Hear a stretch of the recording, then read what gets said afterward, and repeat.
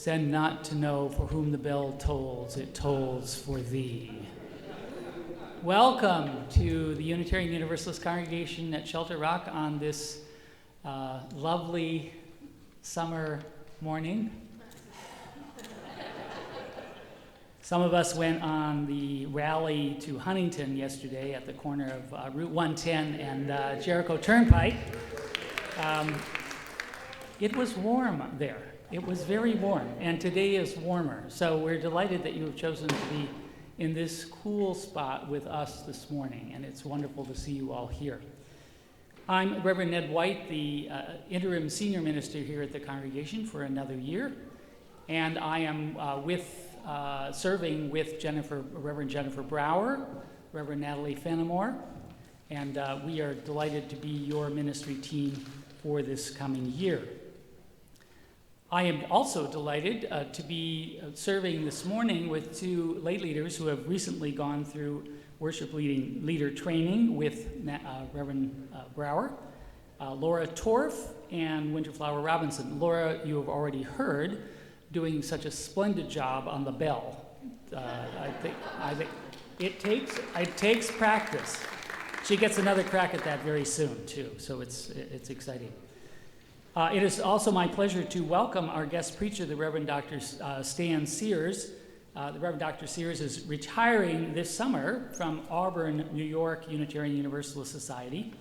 Over his 36-year career, he has served congregations in California, British Columbia, Colorado, Pennsylvania, New York, and Vermont. He holds degrees from the University of South Carolina, University of Chicago, and Meadville Lombard Theological School. He's married to Carolyn Christie, the retired second flute from the Montreal Symphony, who is also with us this morning. She's a professor at McGill University, as well as a mental skills counselor who specializes in musical performance. And you will hear the Reverend Dr. Sears in a moment doing our processional on bagpipes. This may be a first for our summer worship, and we hope it's an enjoyable and I think it will be enlivening in any case. If you are a first-time visitor, please be our guest for UU Cafe at lunch. You can pick up a gold card at the welcome desk. As Winterflower will remind you later in the service, today's offering will be given to Corazon, the Central American Refugee Center here in Long Island, Hempstead, and Brentwood. And at 1:15 today in the social hall, Patrick Young, who is in our congregation this morning, program director at Corazon, will speak on family separation and the attack on refugees. This is an exceedingly timely and important topic, and I hope that you will be able to stay for UU Cafe and stay for Patrick's words for us. It's important for us to know. If there are information in the order of service about your opportunities to donate school supplies and linens and other program possibilities, just one pastoral note. Mary Watts, who a longtime member of the congregation, experienced a fall on June 22nd. She's now receiving physical therapy at Sun Harbor Manor in Roslyn Heights. She would welcome calls and visits, and details are printed in your order of service should you wish to contact her. So now I invite you in the spirit of warm summer hospitality to greet your neighbors.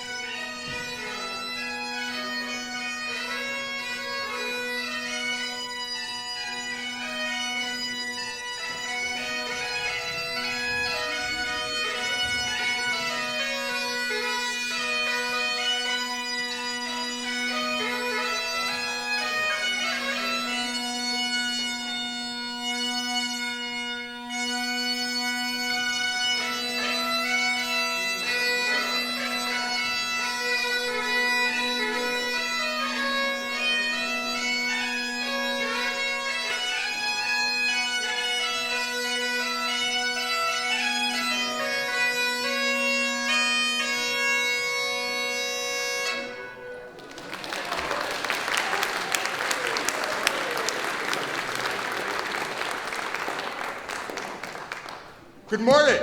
Good morning. Welcome. I want to thank Diana Wolfson and the other intrepid group of Unitarian Universalist women who came out and visited us on a Sunday morning in Auburn after going to the Women's Historical Park in Seneca Falls. More of you should come and enjoy the area. We enter this sanctuary bringing the stuff of our lives, our worries, our concerns, and anxieties. We also bring what is healthy, compassionate, loving, and hopeful in our lives.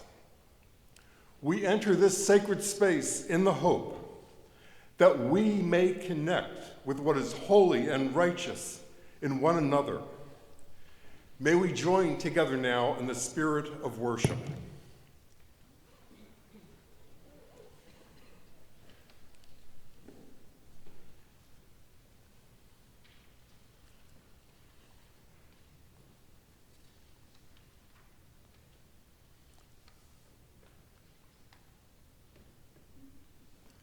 We light this chalice to remind ourselves that we are members of a long and ongoing tradition, a tradition of people who have pursued religious truth and understanding, sometimes at the cost of their lives. Let us honor their sacrifices and continue their work by providing this presence so that all who seek religious truth and understanding, all who choose to live in spiritual honesty, may know that they can find a home among us.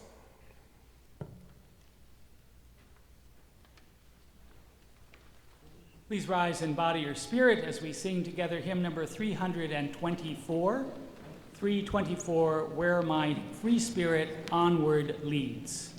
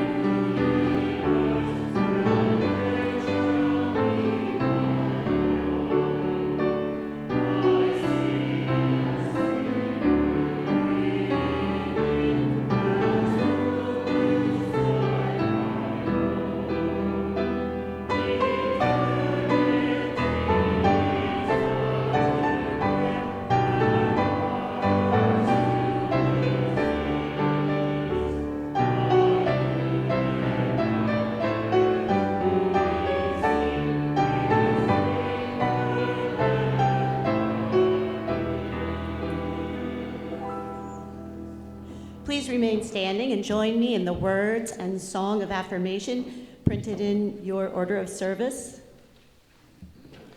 Love is the doctrine of this congregation. The quest of truth is its sacrament, and service is its prayer. To dwell together in peace, to seek knowledge and freedom, to serve human need. This do we affirm and covenant with each other.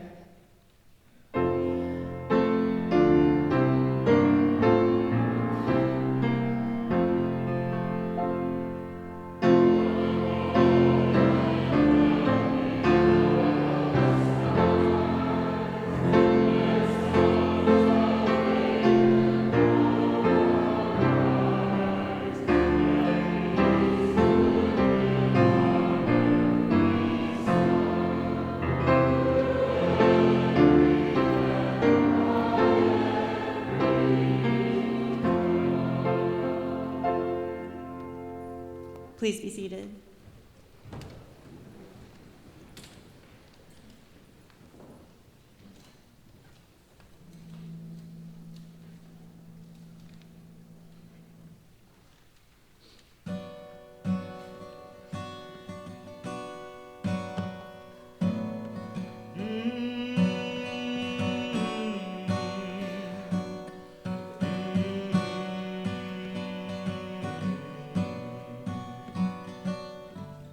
Oh, it's a mystery to me.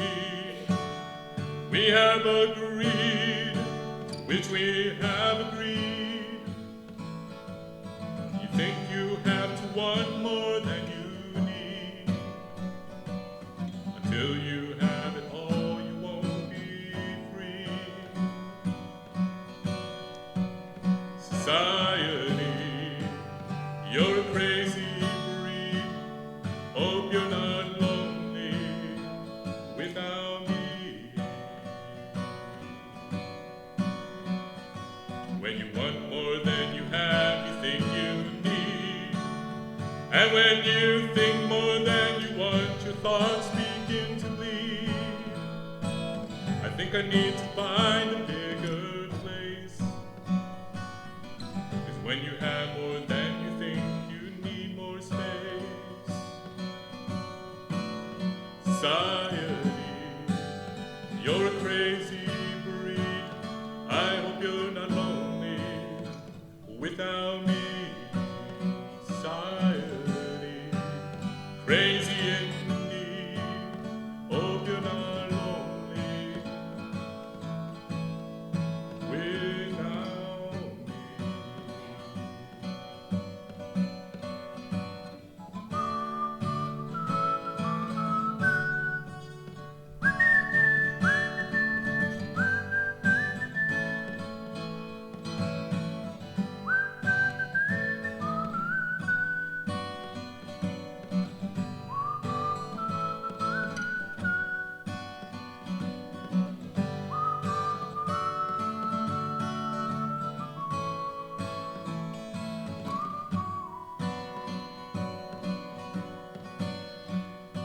There are those thinking more or less is more.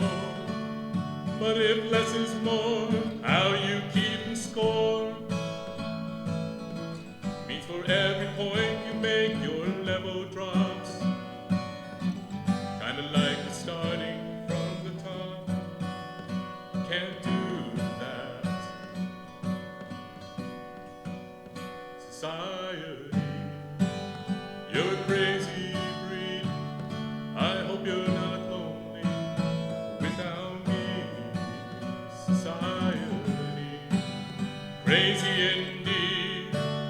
Hope you're not lonely without me. Society, have mercy on me. Hope you're not angry if I disagree.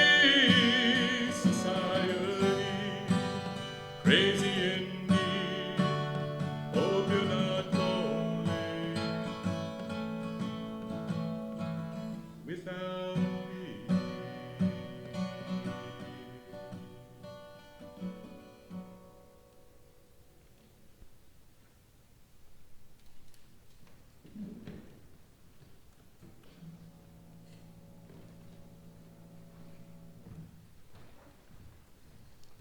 At this critical time for immigrants and refugee families separated at the United States border, we want to commit this morning's offering to Carison, an organization providing legal assistance to these families here on Long Island for over 30 years.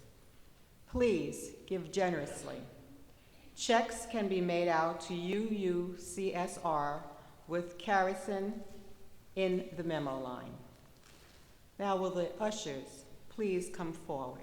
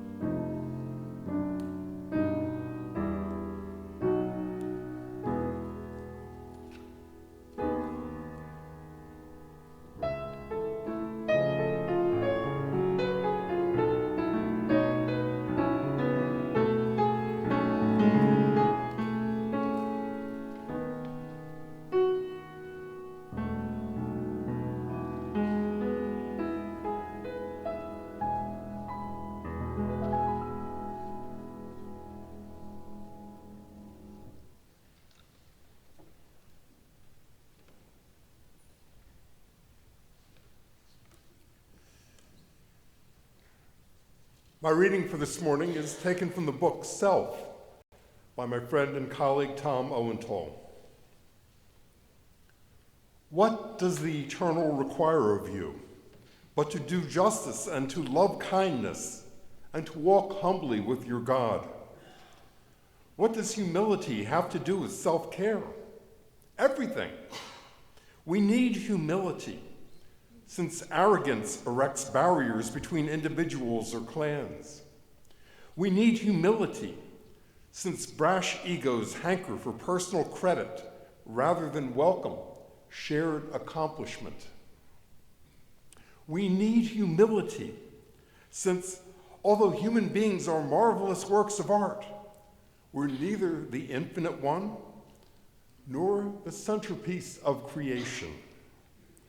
As conscience workers committed to being shameless agitators for justice and kindness, we are summoned to walk humbly with ourselves, with our neighbors, and with all living things.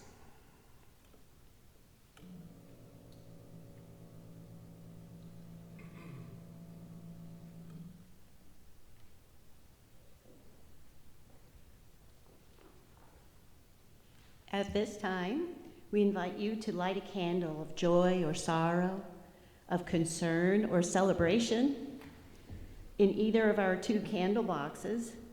Please come forward as the Spirit moves you.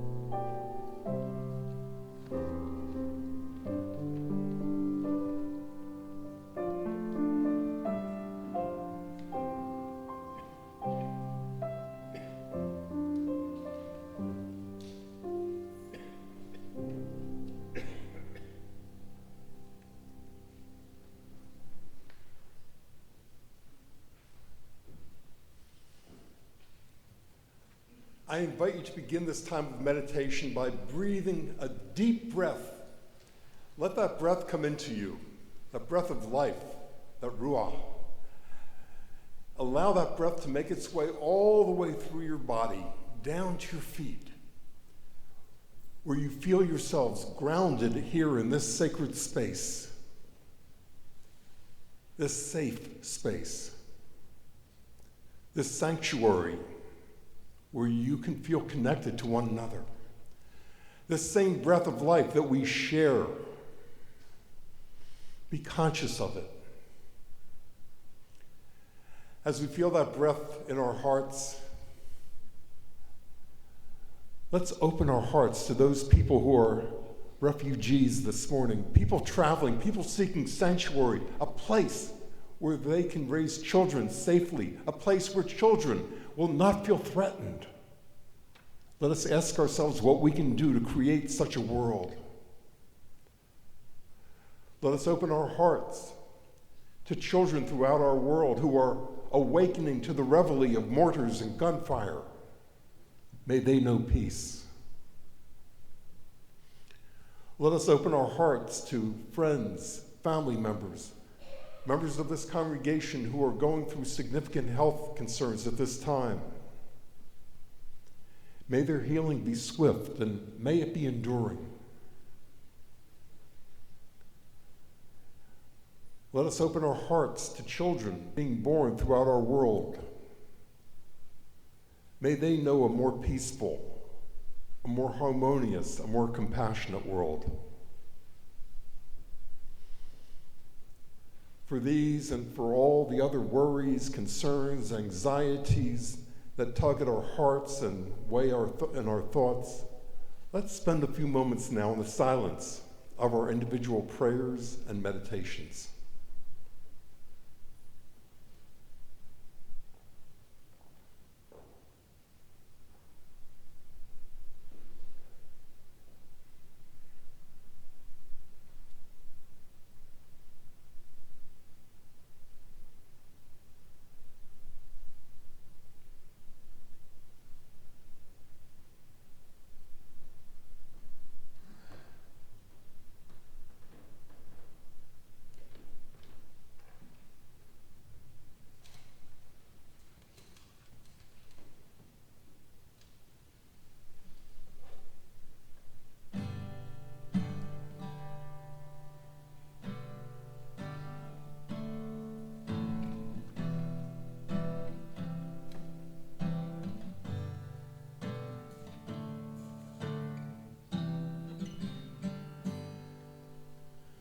When I find myself in times of trouble, Mother Mary comes to me, speaking words of wisdom, let it be. And in my hour of darkness, she's standing right in front of me, speaking words of wisdom, let it be. Let it be. Let it be, let it be, let it be. Whisper words of wisdom, let it be. And when the broken-hearted people living in the world agree, there will be an answer, let it be.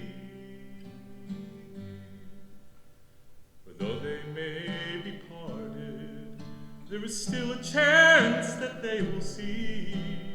There will be an answer, let it be. Let it be. Let it be, let it be, let it be. There will be an answer, let it be. Let it be. Let it be, let it be, let it be. There will be an answer, let it be.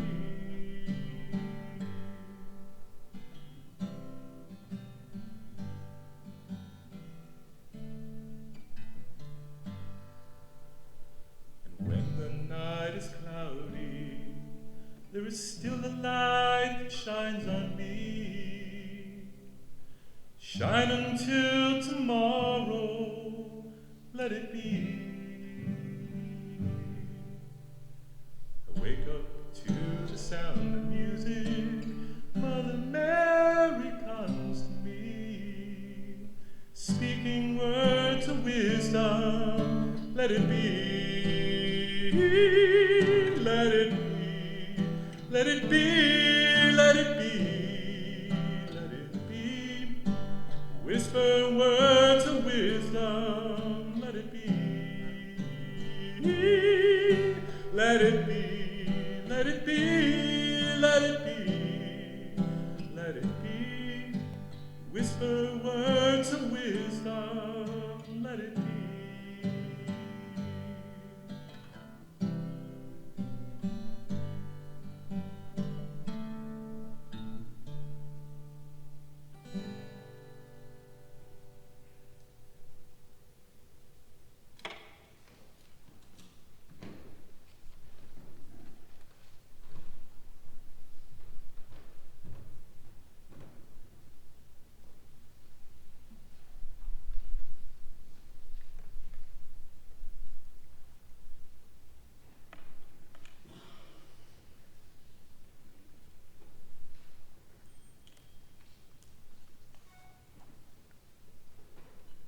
You know you're getting close to retirement age when your bifocals are no longer enough and you have to keep another pair of reading glasses for the sermon.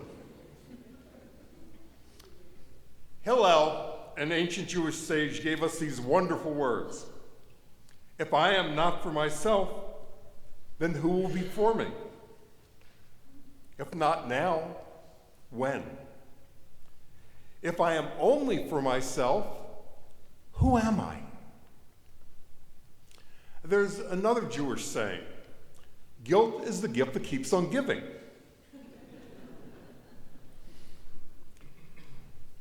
They do that particularly around the time of the year when they're collecting dues.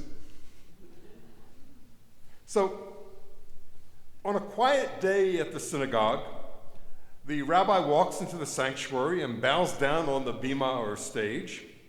With her head on the floor in front of the cabinet holding the Torah scrolls, she begins chanting, "Oh Lord, I am nothing before you."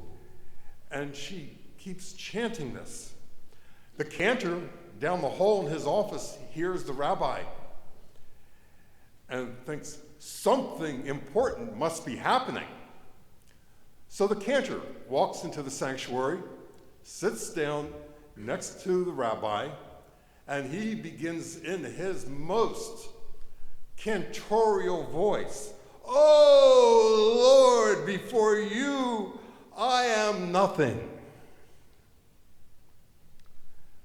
Well, the cantor's voice is so overpowering that the sexton puts down everything, walks into the sanctuary and bows down next to the rabbi and the cantor and says, "Oh Lord, before you I am nothing." The cantor and the rabbi look at each other. The cantor says, nudges him, "Who's he to think he's a nothing?" A nothing, a something, a person. Who are we in the eyes of God, in the eyes of our fellow creatures, and in our own minds, in our own hearts? Or, as a well-seasoned and salty colleague said to another newcomer when we were both freshly minted ministers in our first year, "How's your Bureau of Internal Affairs doing?" When newcomers ask us what Unitarian Universalists believe, we often respond by saying, "We believe in the dignity of the individual." In more recent years, we have added, "and the interdependent web of existence."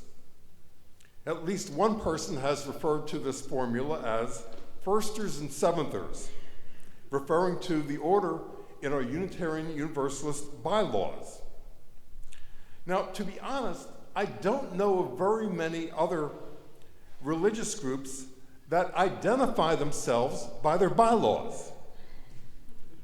Then again, that may be why so many people think that Unitarian Universalists often appear to be a theological identity crisis in search of a church.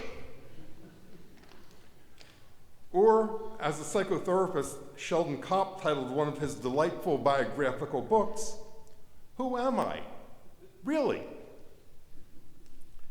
This is a question that each one of us must answer for ourselves.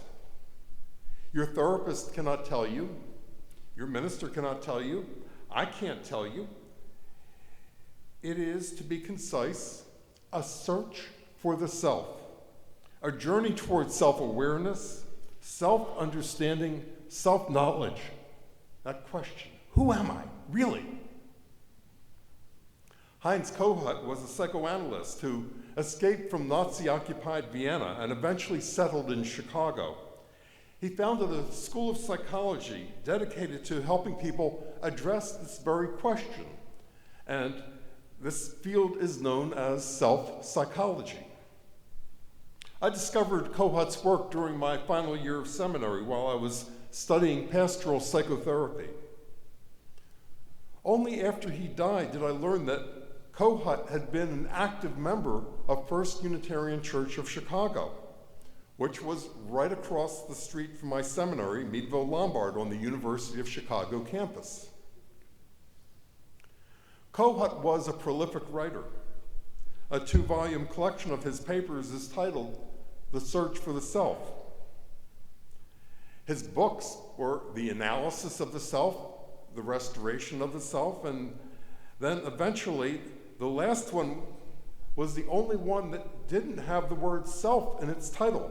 That was titled How does analysis cure?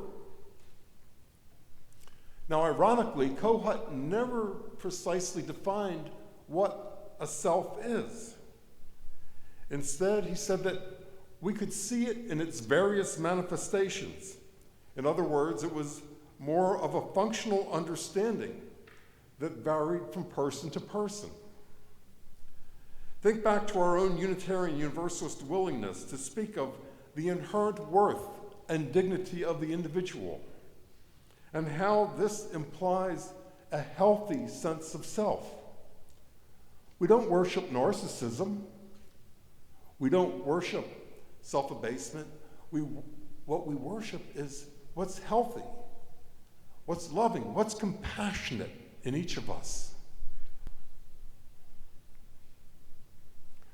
What does it mean to imbue a person with worth and dignity? To honor that person, or as meditators often say, namaste. What's honorable and worthy in me honors and worships what's worthy and honorable in you. We can also see when the healthy self isn't present, when we're not honoring the healthy in one another. An obvious example would be when we use people for our own happiness or to accomplish something that we want, regardless of whether it will do any good for the other person. Think of the issue that came before the Consumer Financial Protection Bureau, that investment officers, people who were taking care of investments for people, had to watch out and do what was in their client's best interest. Seems pretty sensible, doesn't it? The current regime didn't think that it was worthy of keeping, so that rule was pushed out. One of the things that I learned while studying pastoral psychotherapy was that most people go to a psychotherapist when things are not working right in their lives. It could be general feelings of dis-ease or discomfort with what's happening in their lives or in their relationships. But psychoanalysis, which is what Heinz Kohut did, is different. It's meant for what we might call functioning neurotics, people who are so dedicated to learning about themselves that they may be willing to spend several days a week sitting in a psychoanalyst's couch or in their office talking about what's going on in their lives and going through it in depth and detail. That goes back to the days of Sigmund Freud and Carl Jung, back when the analysand who was being analyzed would lie down on a couch and not even look the therapist in the eyes.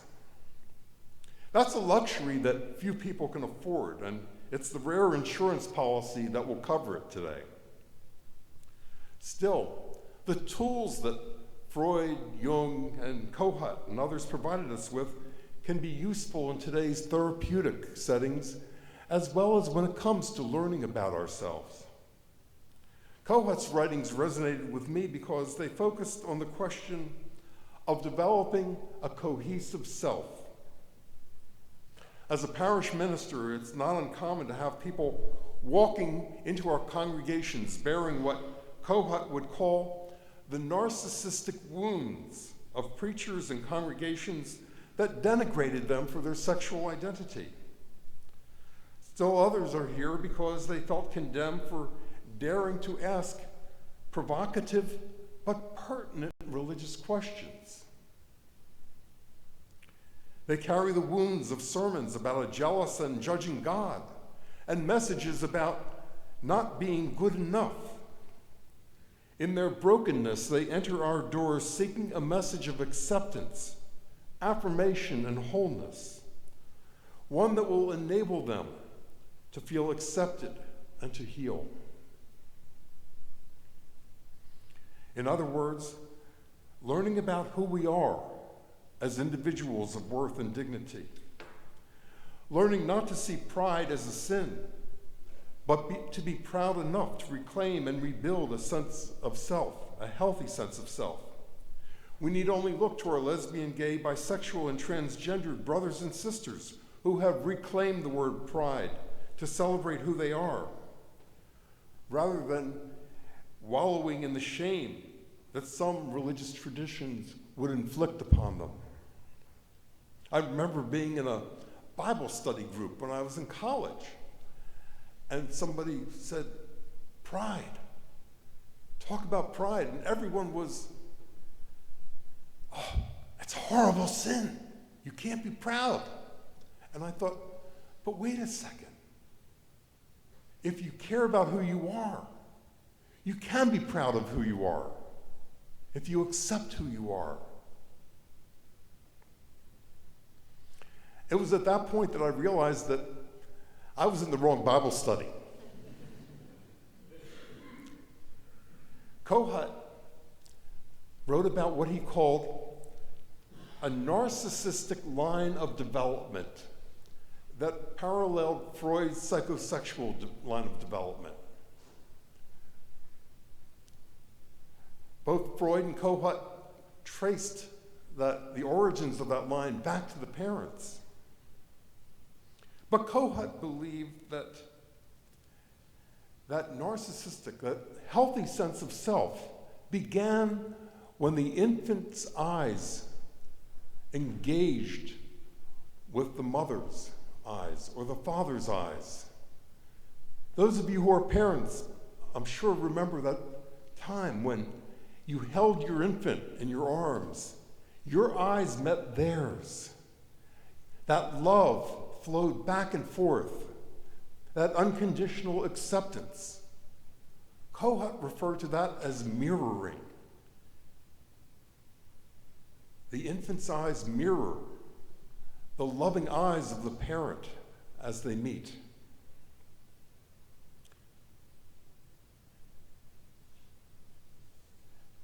One might think that the message there was not merely one that you're accepted, but it's you are loved. You are a person of worth and dignity. That very message comes to us when that mirroring takes place. In other words, inside every successful parent is a little Mr. Rogers welcoming their child to the family. You are loved, you are accepted. Now, Kohut refers to this as a narcissistic line of development. Due to the pejorative use of narcissism that we're accustomed to, we need to do some psychological jujitsu. Kohut's using the term narcissism in a healthy way. To be proud of who you are, to accept who you are. Again, think back to Hillel's words. If I am not for myself, then who will be for me? Can we be secure enough in our love for ourselves that we will be able to share that love with another person or persons? That's what Hillel and Kohut were both getting at. A way of differentiating between the need to be for, to tend, to cultivate, and take care of oneself, but not to the exclusion of others. For that is when we tumble into pathological narcissism. When we think of others as something to be used, not as people. Kohut was the director of the Chicago Institute for Psychoanalysis and training psychoanalysts who sometimes work with clients several days a week. He stressed the importance of cultivating one's capacity for empathy. Not merely understanding, but also for feeling what was happening in another person's life. As a minister, I've tried to do this while listening to horror stories of abuse and non-acceptance by other clergy persons or family members. I would love to have every one of our congregations festoon its front door with an ostentatiously huge sign proclaiming welcome, welcome, welcome. Now, I like to point out that when Unitarian Universalist ministers prepare for this work, we are not like Catholic seminarians with formation directors. We are all different in how we preach and do our work. The main point being that we do it in healthy and helpful ways. As part of this process, we're challenged to develop our own self-understandings, our sense of self, as well as to cultivate our capacities for empathy. Kohut also reveals his Unitarian Universalist inclinations on empathy when we compare his work with that of Carl Rogers. And I was interested when I realized that Carl Rogers and Heinz Kohut were both living and working around the University of Chicago campus in the late 1940s and early to mid 1950s. I don't know that Rogers ever made his way into First Unitarian Church, but I know that his counseling center was almost across the street from it. And I know that Kohut was worshiping in First Unitarian. So there are times when I imagine what it must have been like if the two of them met and had a discussion on empathy. I'm still searching for some tangible proof that that encounter happened.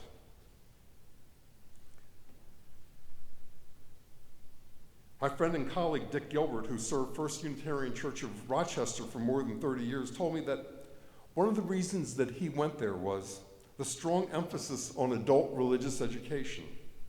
Now, some of you probably remember Gilbert's name from the immensely popular Building Your Own Theology series. I'd point out that the reason for both taking and teaching this course is to help us gain a healthy understanding of our personal religious identities. In other words, to better understand that Unitarian Universalist lurking in that in your own Bureau of Internal Affairs. Another source for creating healthy Unitarian Universalist selves comes from Tom Owenthal. Tom and his wife Carolyn were longtime ministers at First Unitarian Church of San Diego. In another passage from that book, Owenthal tells us, our very being is God's gift to us. Self-care is our best way of saying thank you. Whereas we can never repay the creation for the unspeakable gift of our existence, we can and must respond with every pore of our organism. Self-care furnishes a litmus test of being an awakened and responsible human being. Now, although they approach the topic from two different perspectives, using different vocabularies and tools, both Owenthal and Kohut are proclaiming the inherent worth and dignity of the individual. There is a preachable message here, a preachable theology. We can see it in the relationship between personal dignity, personal accountability, and connection with something greater than ourselves. Regardless of whether we call it God or the beloved community, it is a reminder of Hillel's words about the need to be for ourselves, but not only for ourselves. Now, another name that comes to mind here is the renowned Jewish theologian Martin Buber. Buber's masterpiece, I Am Thou, was said to be so incomprehensible that Buber himself didn't even know what, or couldn't really explain what he had written.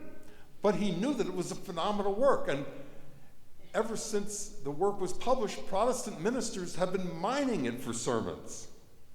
So even as I approach retirement, I can't resist going back to it. Both Heinz Kohut and Martin Buber refer to this phenomenon as intersubjectivity. This goes to our seventh principle about interdependence. This is a notion that we are not isolated atoms, isolated people. We are all in this together. And that's my one-line personal theology. We're all in this together. We're all connected. We are all in relationship. I am who I am because of my connection with other people, the impact they make on my life. This is what it means to proclaim our web of interdependence. It connects us with all sentient beings and provides us with an identity of who we are and what our place is in the world. May we learn and come in contact with a sense of self. May we understand ourselves as we reach out and try to understand and empathize with others. And together, may we dwell together in a world of infinite possibilities for hope, health, and happiness.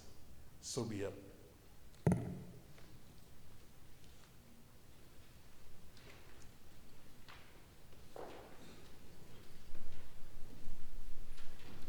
Please rise in body or spirit as we sing hymn number 350, located in the gray hymn note, The Ceaseless Flow of Endless Time.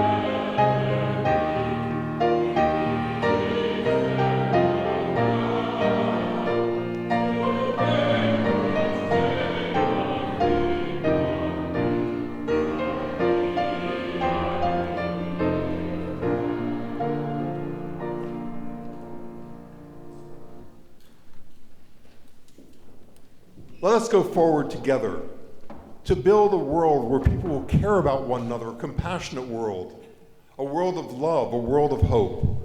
Go forward in this work. Go forward together. Go in peace. So be it.